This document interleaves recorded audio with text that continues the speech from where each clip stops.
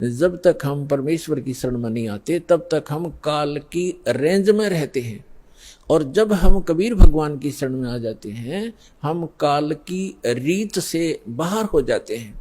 फिर उसका विधान हम पर लागू नहीं रहता, हम परमेश्वर की शरण में आ जाते हैं।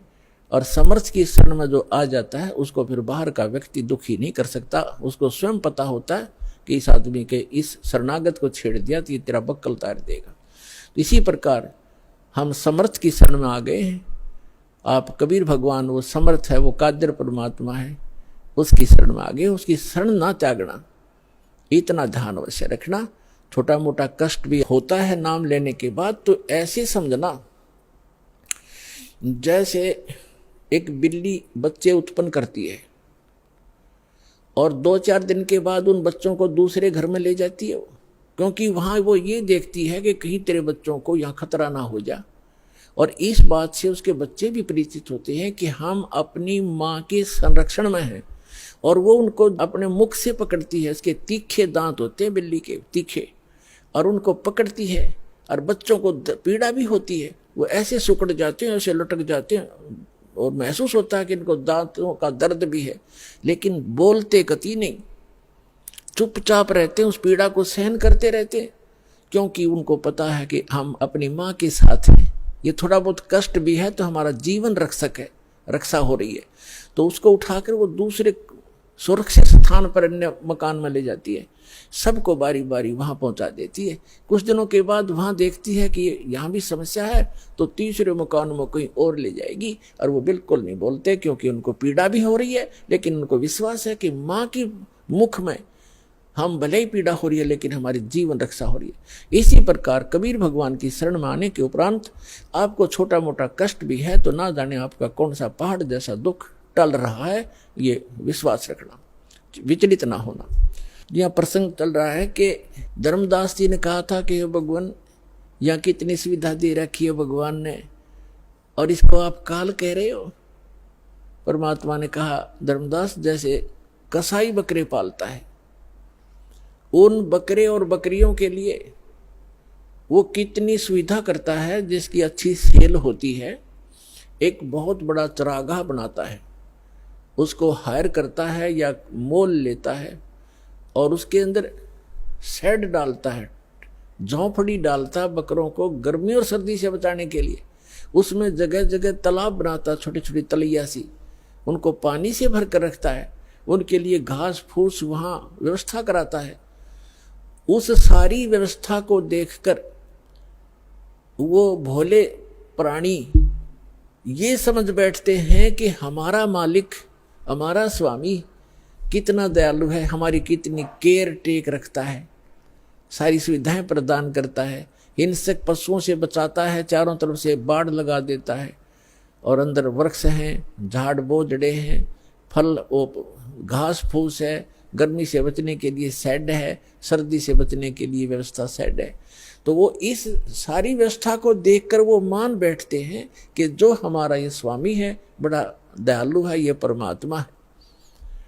और जब वो कभी उनके बीच में आता है तो वो सारे उसको प्यार देने के लिए उसके चारों तरफ कोई ऊपर को पैर फैलाता है अपने सीने से लगाने के लिए, और वो उसको चाटते हैं, प्यार से जीभ से चाटना चाहते हैं, उनको एक विशेष रिगार्ड देने के लिए। वो तो चाट रहे हैं जीभ से, और वो कसाई देख रहा है से हाथ लगा के, और वो खुश होते हैं कि हमारा मालिक हमसे प्यार कर रहा है। वो देख रहा है कि ये कितना मांस हो गया, कितने का बिकेगा, और वो सोच रहे हैं मुझे हमें प्यार कर रहा है। तो पुण्यात्मा परमात्मा कहते हैं कि जिस समय उस कसाई को 5-10 बकरों की आवश्यकता पड़ती है, बकरियों की, तो उस समय वो ये नहीं देखता ये किसकी माँ है, किसका बेटा है। एक परिवार के 3-3 इकट्ठे भी आ सकते हैं, उनने तो मोटे मोटे छांट के और वो निकाल लेने जो अच्छे मांस युक्त हो गए, घनी बिक्री होगी। तो उस समय उन बकरों को भी पता होता है, ऐसे भागते ही इधर उधर दौड़ जाते, उनको मालूम है कि कहीं इनको खतरे के स्थान पर ले जा रहा है, इतना उनकी आत्मा में आभास होता है।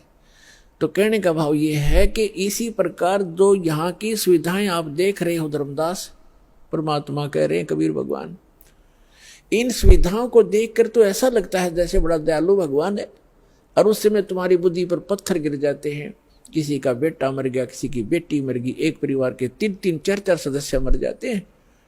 यहाँ एक बता रहे थे, कोई सरसा से सत्संग सुनकर जा था, जिसके उस गाड़ी के अंदर 16 सदस्य थे एक का परिवार के, बूढ़ा बूढ़ा घर रह गया था, 16 के 16 एक्सीडेंट में मर गए।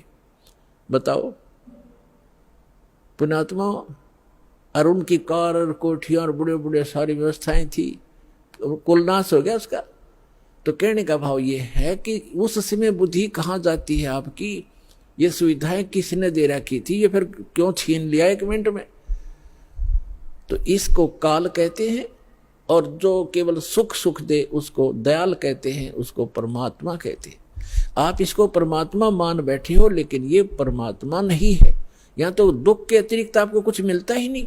चाहे कितना ही आपको सुखी व्यक्ति नजर आता है झूठे सुख से युक्त, चाहे कोई मंत्री है, प्रधानमंत्री है, या कितना ही बड़ा सेठ है, और कैसी आपने उसकी सुविधा नजर आती है। गरीब आदमी तो इन्होंने सोचा है ये कार कोठी वाले घने सुखी होंगे, या फिर ये अफसर हैं, कर्मचारी अधिकारी हैं, ये बड़े सुखी होंगे।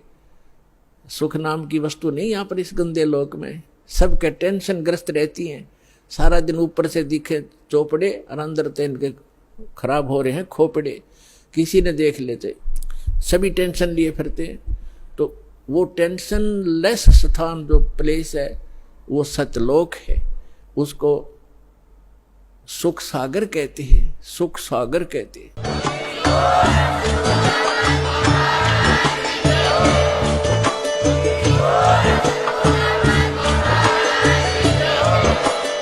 अगर आप ये वीडियो YouTube पर देख रहे हैं तो हमारे चैनल को सब्सक्राइब करें और बेल आइकन को दबाना ना भूलें। अगर आप Facebook पर ये वीडियो देख रहे हैं तो हमारे पेज को लाइक करें।